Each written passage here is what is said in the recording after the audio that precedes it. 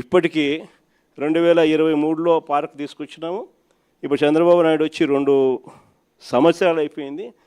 ఇప్పటికీ ఆ bulk drug park అడుగులు ముందుకు పడ్డంలా కొన్ని లక్షల కోట్ల పెట్టుబడులు, కొన్ని వేల ఉద్యోగాలు కార్యక్రమం దానివల్ల జరుగుతుంది. అట్లాంటిది అక్కడ కూడా అడుగులు ముందుకు వేయడంలా వెనక్కి పోయింది.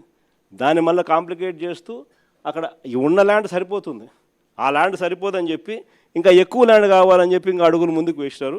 వేసేసరికి కథ రివర్స్ అయింది.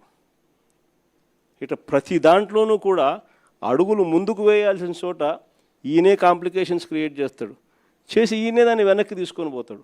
ఇంతెందుకు, మన హయాంలోనే 3 పోర్టులు కడతా ఉన్నాం. మీ అందరికీ కూడా తెలిసిందే. రామాయపట్నం పోర్టు దాదాపుగా 80% మన హయాంలోనే పూర్తి చేసినాం. ఇంకా ఈ మిగిలింది 20%. మూలపేటలో మన హయాంలోనే పోర్టు 30% పూర్తి చేసినాం.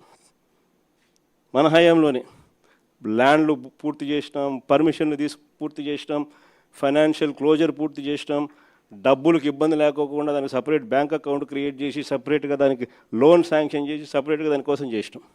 మూలపేట అయినా, రామాయపట్నం పోర్ట్ అయినా, లేదా మచిలీపట్నం పోర్ట్ అయినా. మచిలీపట్నం కూడా 30% పూర్తి అయిపోయింది మన హయాంలోనే.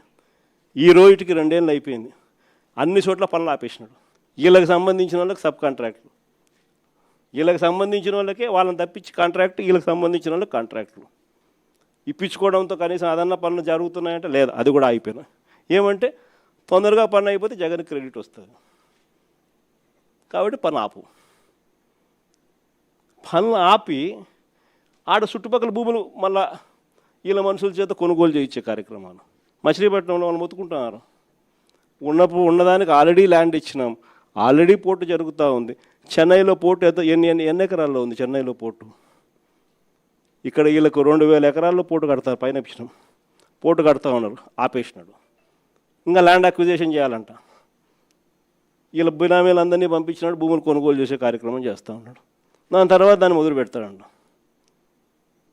ప్రతి అడుగులోనూ కూడా నాకేంది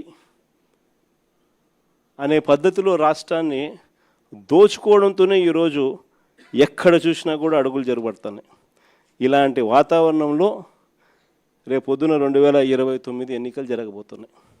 ఇంకా మీ అందరికీ కూడా ఇంకొక శుభవార్త ఏమిటి అని అంటే, రాష్ట్రంలో సీట్లు కూడా పెరుగుతున్నాయి. 175 కాస్త 263 స్థానాలకు ఏకంగా 50% పెంచి 263 స్థానాలకు పోతున్నాం. పార్లమెంటు స్థానాలు కూడా 25 నుంచి ఏకంగా 38 స్థానాలకు పార్లమెంటు స్థానాలు కూడా పెరుగుతూ ఉన్నాయి. ఎస్సీ ఎస్టీ రిజర్వ్డ్ సీట్లు కూడా 50% పెరుగుతున్నాయి. మహిళలకు 33% పూర్తిగా ఒక చట్టం ప్రకారం ఒక హక్కుగా ఈరోజు మహిళలకు 88 అసెంబ్లీలో 88 సీట్లు, పార్లమెంట్లో 13 సీట్లు ఈరోజు మహిళలకే ఈరోజు అందుబాటులోకి వచ్చే కార్యక్రమం జరుగుతూ ఉంది.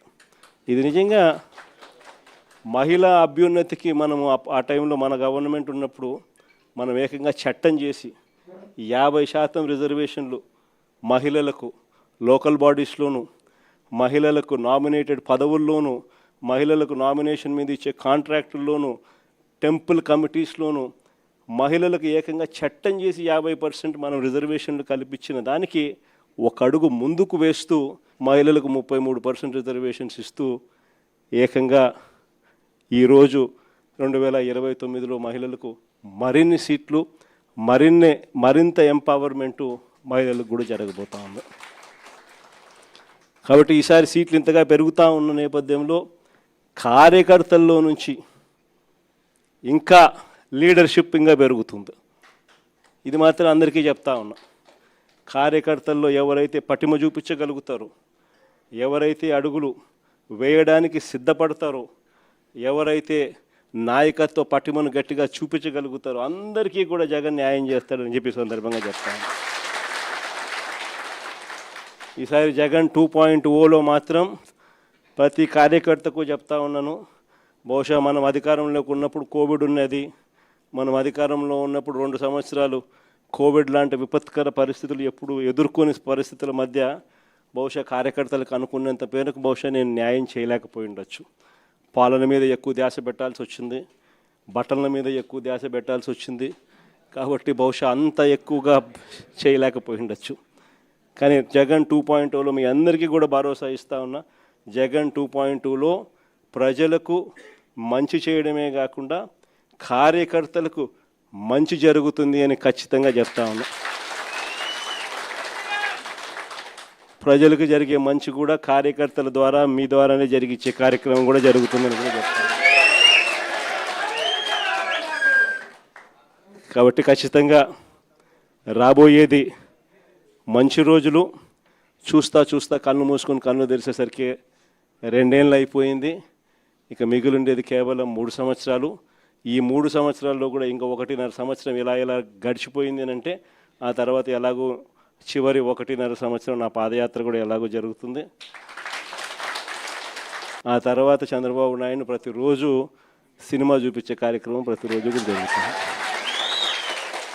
కాబట్టి చంద్రబాబు నాయుడు గారు చేసే ఈ రెడ్ బుక్ పాలనైనా, చంద్రబాబు నాయుడు చేసే ఈ అన్యాయాలైనా ఇక టైం దగ్గరకు వచ్చింది. ఆయన గురించి ఇక భయపడాల్సిన అవసరం లేదు. ఆ భయపడే రోజులు ఇంకా పోయాయి.